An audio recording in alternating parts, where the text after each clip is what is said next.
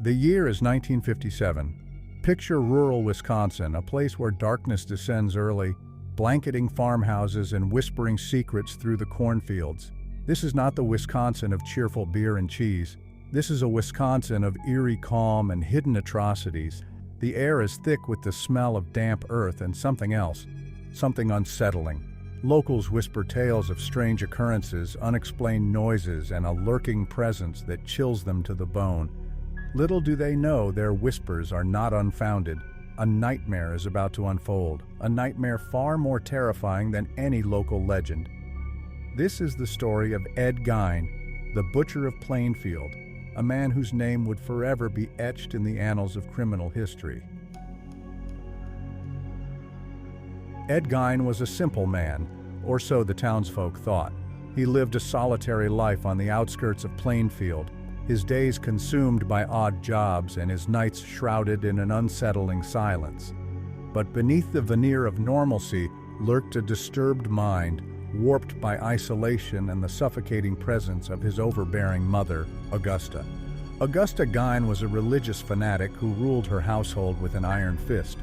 She instilled in Ed a deep fear of women and the outside world, poisoning his mind with tales of sin and damnation.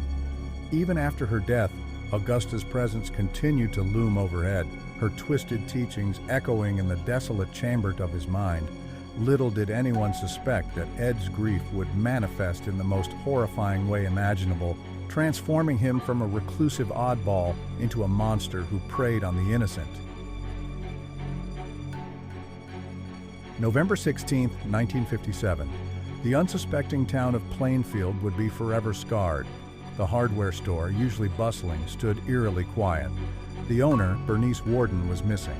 Suspicion fell upon the peculiar Ed Gein, the last person to see her alive. When authorities arrived at Gein's dilapidated farmhouse, they were greeted by a scene straight out of a nightmare. The stench of decay permeated the air.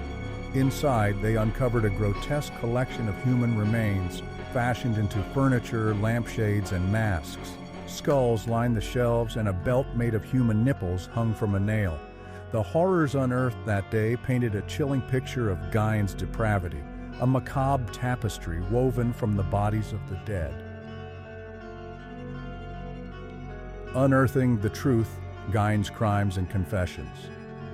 Under the harsh glare of interrogation lamps, Ed Gein confessed to a string of horrific crimes.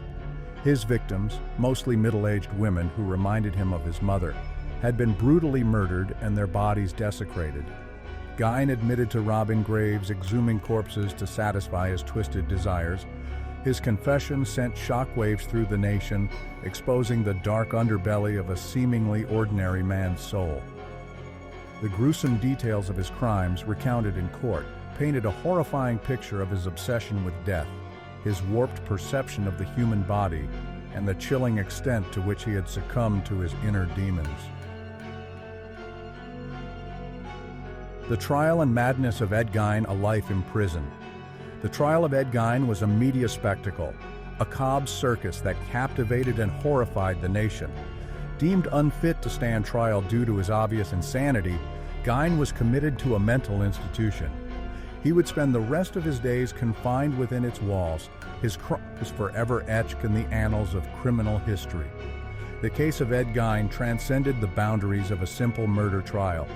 It forced America to confront the dark realities of mental illness and the monstrous act that can arise from a mind consumed by darkness.